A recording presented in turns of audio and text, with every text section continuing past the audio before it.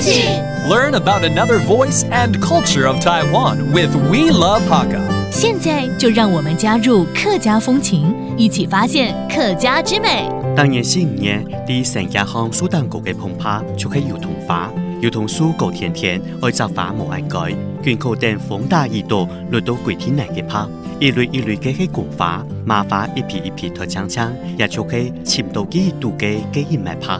The Tong Blossom Festival takes place annually in April and May. Recently, the organizing committee has worked to transform the festival by elevating the appreciation of Tong flowers to an artistic experience. By using the Tong flowers as a medium, they aim to unite people, nature, spirituality, and the Hakka culture. The festival now incorporates sustainable tourism and highlights the local economy, inviting everyone to enjoy the Tong blossoms along its designated trail. Hey, what's up? It's time to talk about Hakka here on ICRT. Hello， 大家好，我係邊個 Leo。Hello， 你好，大家好，我係 Josephine。Leo， 你刚才聊的就是那个夜写童花季嘛？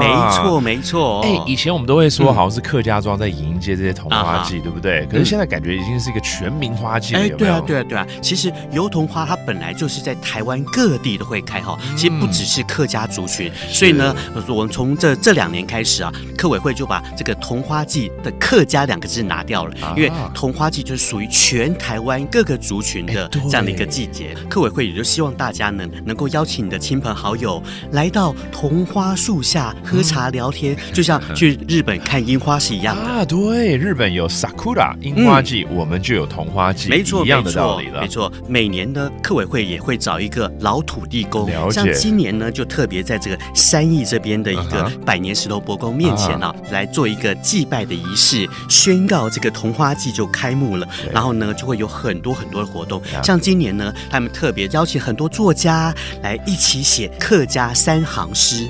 这些作品呢，都同步在台北、台中、高雄捷运，还有台山线上的公车都可以看得到哦。